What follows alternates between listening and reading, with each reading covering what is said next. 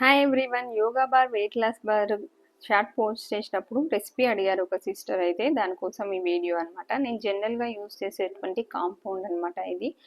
And మనకు కావాల్సినటువంటి ingredients ఏంటి అంటే, మొదటగా యోగా బార్కి అశ్వగంధ పౌడర్, ఫ్లాక్ సీడ్స్ కొంచెం ఎక్కువ క్వాంటిటీ ఉండాలండి. అండ్ రెజిన్స్, దెన్ నెక్స్ట్ దీంట్లో పంప్కిన్ సీడ్స్ అవి కూడా వేసుకోవచ్చు అనమాట.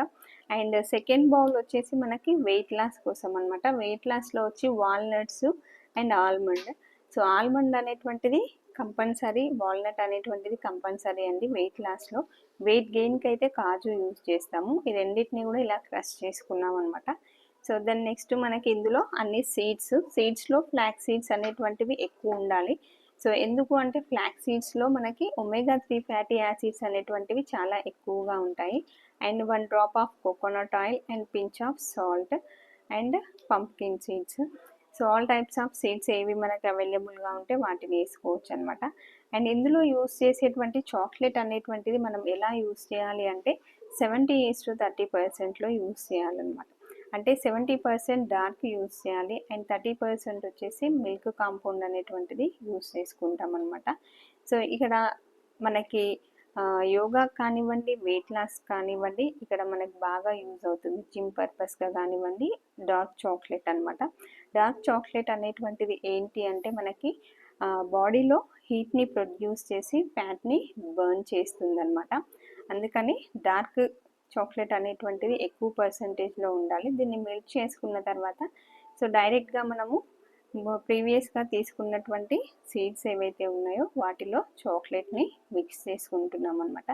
సో ఇలా కాకుండా చాక్లెట్ని కొంచెము ముందు వేసేసుకొని మధ్యలో సీడ్స్ వేసుకొని మళ్ళీ చాక్లెట్ని కూడా వేసుకోవచ్చు. అలా కూడా చేసుకోవచ్చు అనమాట. ఎలా వీలుగా ఉంటే అలా చేసుకోవచ్చు అనమాట.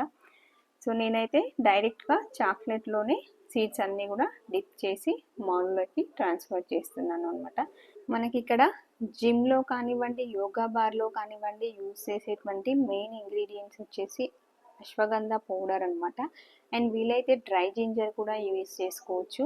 అండ్ అశ్వగంధ పౌడర్ అనేటువంటిది మెయిన్గా మనకి మజిల్ స్ట్రెంగ్త్ని పెంచుతుంది, బ్రెయిన్ హెల్త్ని పెంచుతుంది, అదేవిధంగా బ్యాక్ పెయిన్ని రెడ్యూస్ చేస్తుంది, ఆస్తమాని రెడ్యూస్ చేస్తుంది అనమాట. అండ్ ఇన్ఫ్లమేషన్ని కూడా రెడ్యూస్ చేస్తుంది.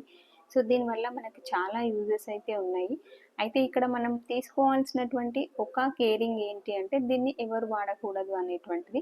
సో దానికంటే ముందు మనం మౌల్లో ఇలా వేసుకున్న తర్వాత ర్యాప్ చేసుకొని ఫ్రిడ్జ్లో పెట్టుకోవాలన్నమాట. సో సమ్మర్ కాబట్టి కంపల్సరీగా 20 to 25 మినిట్స్ పడుతుంది. నార్మల్గా అయితే 15 మినిట్స్ సరిపోతుంది అనమాట. సో డీమౌల్డ్ చేసుకుంటే ఇలా ఉన్నాయి చూసారా. సో దీన్ని మనం ర్యాపర్ తీసుకొని ఇలా ర్యాప్ చేసేసుకోవాలి. సో ర్యాప్ చేసుకున్న తర్వాత మనకి అయితే స్టిక్కర్స్ అనేటువంటివి అవైలబుల్గా ఉంటే సో చక్కగా దానిపైన స్టిక్కర్ చేసుకున్నట్లయితే మనకి మార్కెట్లో లాగా చాలా అఫీషియల్ లుక్ అయితే ఉంటుందన్నమాట. నా దగ్గర స్టిక్కర్ అవైలబుల్గా ఉంది, వేసి చూపిస్తాను చూడండి ఎలా ఉంది అనేటువంటిది. అండ్ మీకు ఇది కనుక నచ్చినట్లయితే తప్పకుండా ఒక లైక్ చేయండి, యూస్ఫుల్ అనిపిస్తే షేర్ చేయండి. అండ్ మీకు కనుక ఇలాంటి చాక్లెట్స్ కావాలనుకుంటే తప్పకుండా చాక్లెట్స్ అని మెసేజ్ చేయండి. ఫ్రెష్గా ఆర్డర్ మీద ఎప్పటికప్పుడు చేసి ఇస్తామన్నమాట. అండ్ అశ్వగంధ ఎవరు వాడకూడదు అనేటువంటిది చెప్పాలనుకున్నాను కదా. సో ప్రెగ్నెంట్ ఉమెన్స్ అండ్ చిన్నపిల్లలు తినకూడదండి. సో అశ్వగంధ అనే కాదు, జనరల్గా డార్క్ చాక్లెట్స్ తినకూడదనమాట. ఈ వీడియో నచ్చినట్లయితే ఒక లైక్ చేయండి.